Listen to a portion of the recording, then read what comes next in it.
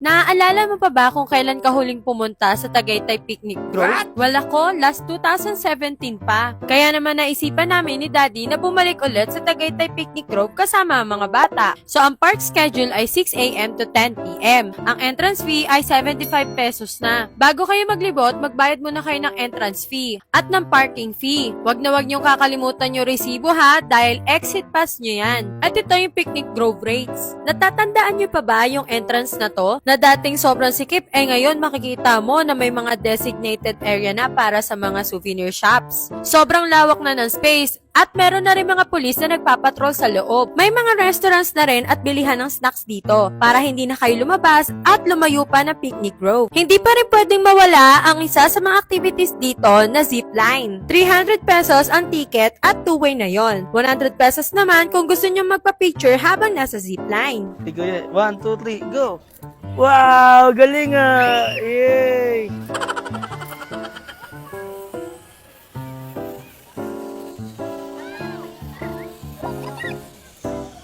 Zipline!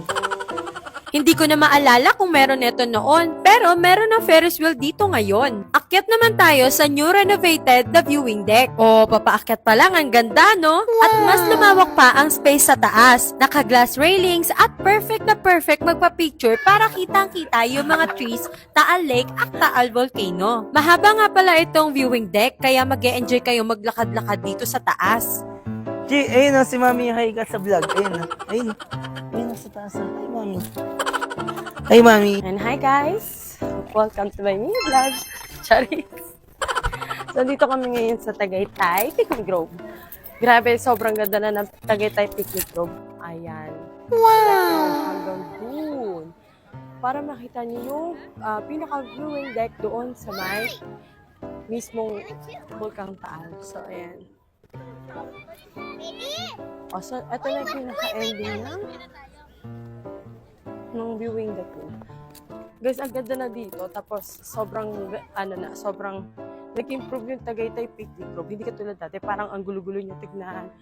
Tapos, parang sobrang maputik.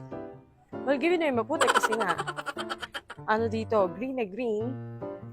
At ito, meron na rin silang Ferris wheel. Ayan. Wow! Ayan. Meron na rin silang pa Ferris wheel dyan. Tapos, nag-start na rin pala sila maglagay ng mga ibang restaurants dito. Ayan, pakita ko sa inyo ibang restaurants dito. Eto. Para hindi na kayo lumayo. Ayan. Meron na kayong mga pwedeng kainan dito. Sa lawak ng space ay maraming naglalaro dito at marami din nagpapalipad ng mga saranggola at eroplano. Kaya naman napabili na si Daddy ng eroplano para may mailaro yung mga bata. Happy? Happy? 3, go! Yay! Go! Wow! Oh my God! Ay, galing Kitty ah!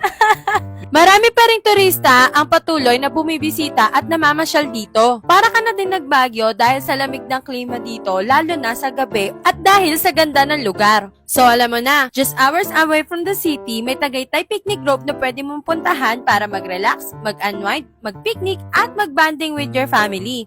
So yun lang, babush!